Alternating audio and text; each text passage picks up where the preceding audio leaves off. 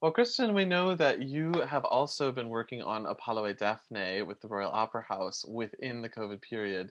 And as Haymarket is just about to present Handel's Apollo next Friday, we thought it would be wonderful to speak with you and hear how your experience was with the piece.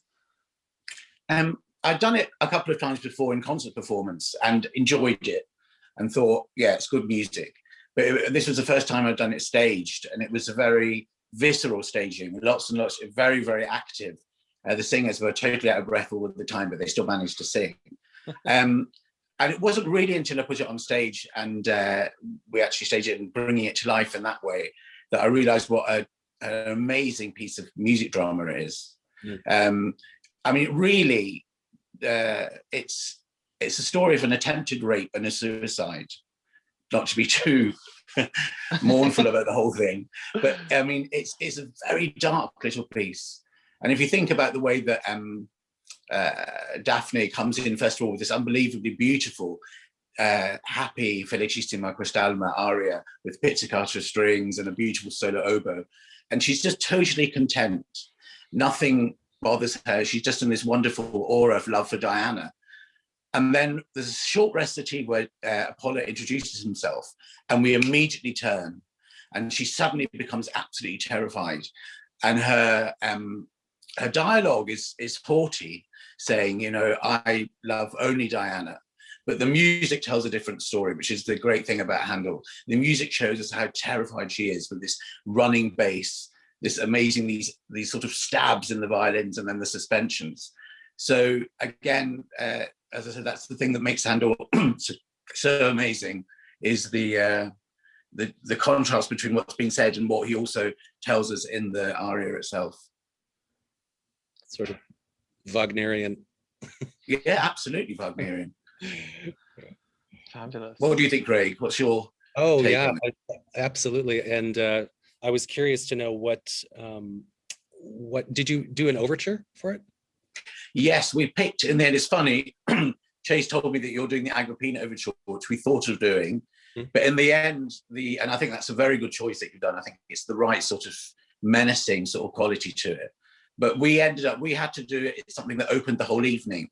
We did Apollo and Daphne as part of a quartet of operas, or different pieces, Knoxville by Barber and this amazing piece by Gruber. So we need something that sort of lifted at the evening. So we ended up using the B-flat opening of the Opus 3 concertos, number 1, which again fits well as well. And obviously it moves well time-wise and key-wise into the opening recit. Right, great, good choice. I looked at that one too. Good piece. Yeah, exactly.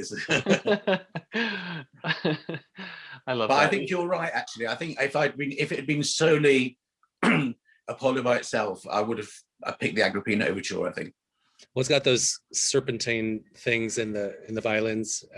Yes, exactly. Python. So yes, something to capture that. Exactly. Yeah, that like I love that when we know from like in the opera, it's like he's just finished killing a python, you know, and it's something that it's like why didn't they do the opera on that story, you know? But we'll start there, you know. So. And also, of course, it's not just a python. It was a python that was eating sheep and people and everything. So it wasn't just our python. You know, it was this unbelievable serpent thing that he managed to kill, which is why in our production he came out absolutely covered in blood. Because it was just, you know, wow. Yeah. Very dramatic. You mentioned Felicissima, and I have to say it is just one of the most gorgeous Handel arias ever. I think it is beautiful. Are you using oboe or flute, Craig? For Felicissima, we used oboe, but we used a recorder for the flute instead of flute. For the flute, yeah. Well, I mean, they're interchangeable, aren't they, really, at that time? Yeah. Yeah, apparently, I don't know why, but apparently the Felicissima can be done by a flute. I don't know if it's just a tradition or whether it's something that Handel indicated, but I think oboe is the right tone color. I do too, yeah.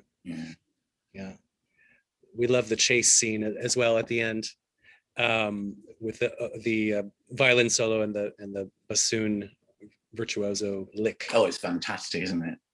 Kristen, Jerry Lou giving her all. I Oh think yeah. you'll appreciate our own triathlete is, Yeah, is exactly. yes, yes. No, it's Actually, great. it's actually quite fun. Both Joylu and Bill Buckman, who's doing the bassoon part, are both runners apparently. So Ah. we've really taken that one to the next level. I'm glad they weren't doing my show, or the director would have had them running around the stage. I'm absolutely sure. Is the orchestra visible in the show? No, we were in the pit. Ah. It was a raised pit. It was Baroque's height, so it was quite raised. But no, we couldn't be on stage because the orchestras for all the four pieces were very different, and obviously it was modern instruments as well. Cool. So Can't wait to see it. yeah. Are there any other? I don't know if they ever made the video of it. I don't think so. Oh, they didn't film it? No, I don't think so. I think there was it went out live on a stream, so it must be somewhere. But it was online for about a week and then disappeared. So Yeah, which is a shame. It was a good thing. I mean, not just that, but the other pieces were amazing. And the soprano who sang, I mean, both the Apollo and Dafne were both exceptional singers. Johnny McGovern and a girl called Alex Lowe, who's going to be something very special. I know Chase knows her. I actually studied with Alex briefly when I was in the UK, and she was a star even then. It was just always so clear, and it was amazing. We were at the Northern, and Lynn Dawson. I don't know. There was something about seeing like Lynn Dawson, who also just I imagine had a sort of similar start to her career, where she's beautiful and such a beautiful musician, and I felt like I was watching this, sort of something similar Parallel happening. uniform, yeah. Yes, but Alex is fabulous. Yes, amazing. Well, tell our audience who's about to enjoy this piece, are there any other musical highlights, Christian, that you would that even orchestral moments that or favorite arias or dramatic recits, any other musical highlights that you want to point out? I think the most amazing aria in it for me, it's not actually my favorite, but I think is Come Rosa, basically, and the Spina when Apollo talks about that you're not going to be beautiful all the while, Daphne, so you may as well have me, basically is what he's saying. It's very unusual because I don't know, I can ask Craig about this. It's one of those arias that it's very difficult to know how to place it, whether it's something, is it a fast aria, is it a slow aria? And I think a lot, I won't say what we did, I'll ask Craig first, and a lot it will be to do with him because of course he'll be playing the slightly fiendish cello obbligato. Yes. What do you see, Craig? Do you see it as a fast or a slow? It's sort of moderate, actually. I think it's just so beautiful that I didn't want it to be. I wanted it to be sort of gentle and a little bit breezy, and not hair raising like the end. So it ends up just being this sort of sad meditation, but not very slow. Yeah. Exactly, that's exactly that we did. We had it moving on a bit. I think again, it's one of those things by what he's saying and what we're hearing, the orchestra are different. You're absolutely right that you're saying that the sad sort of just telling about how beauty doesn't last forever. But again, there's this in your part, in the cello part, there's something menacing about it. And this bum bum bum bum bum, all these little phrases pointing towards the fact that he's still dangerous, I think. Or he's suppressing something that he only lets out in the end. I like that. Yeah, I do too. That's I hadn't thought of that like that. That's really interesting. Craig, I actually loved when we were filming that. I love, you said, I believe it was during that number that you said something about, I want this orchestral effect to almost sound like falling rose petals or something. And I have to say it transformed from we had sort of rehearsed it, and then we were going to do the filming of it, the take of it, and it really transformed our orchestra. It was beautiful. Yeah, well, I took so much from our artist's work, Zuleika Benitez. It's just these gorgeous panels and trying to, connect the music to the visual, I felt was really important. So. Yes, but you're exactly right. I mean, that's what's happening, isn't it? These falling petals and the spina is the cello. That's what I think. Basically, those two sort of things. Yeah, I love that. Thorns. That is an amazing, and I can't help but love the the final aria of Oh, Apollo's. gotta be. Stunning. I'm curious to know, if you had such a visceral staging of it, how was the end approached with this sort of, if Daphne has been forced to transform just for escape, and we're sort of left with the libretto, which asks for a lot of sympathy or understanding of Apollo's, Apollo finishes the story for us.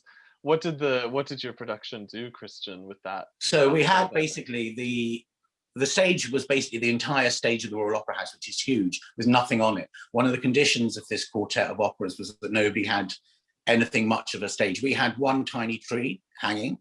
The other pieces had one piece of furniture and some costume. The curtains themselves came down so that it felt that she was trapped at the front. Came down when they were singing the last chase aria, penultimate aria, and then she ran and he got hold of her, and then he ran. She ran and went in the curtains. I should say that they were in a bubble together. We made sure that they were tested for COVID every 2 days, because it would be impossible to do this piece in that way without them touching. And then the curtains flew out, and at that point there was this huge, I don't know what it was, some blowing machine blew leaves right across the stage, thousands of leaves. Wow. Went right across, and Apollo was stuck in the middle of them. And then he was just left, and they were falling from the ceiling as well. And then in the end, what he was trying to do during the aria was somehow to recreate Daphne. He was putting them into bunches, trying to build her, but of course they all kept falling. It was very beautiful.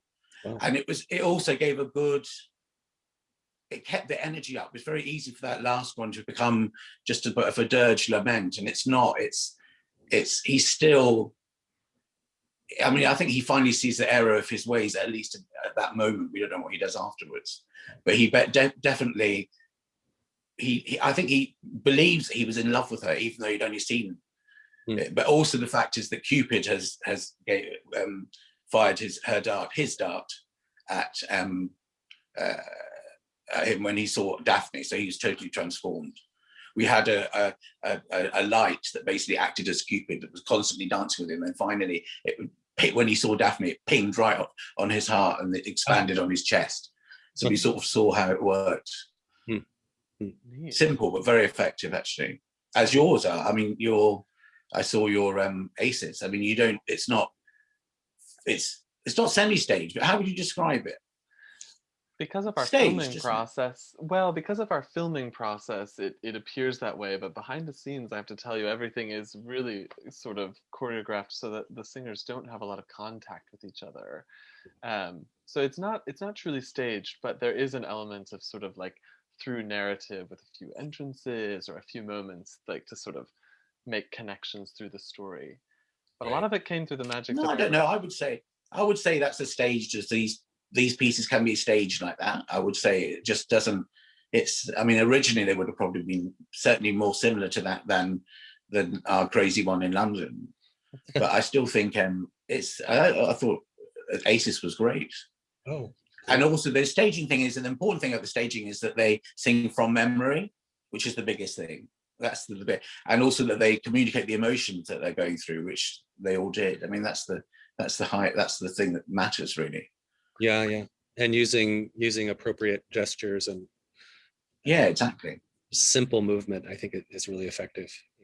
Well, Kristen, thank you so much for chatting with us about Apollo et Daphne. It's a fabulous piece, and we're very excited to present it. And since you share the experience of a COVID performance, it seems only appropriate to get sort of your thoughts on the piece and hear how it went. Well, everyone's in for a real treat. It's fantastic music, fantastic musicians and the singers. So toi toi toi to everyone. Thank you. And I'm looking forward to watching.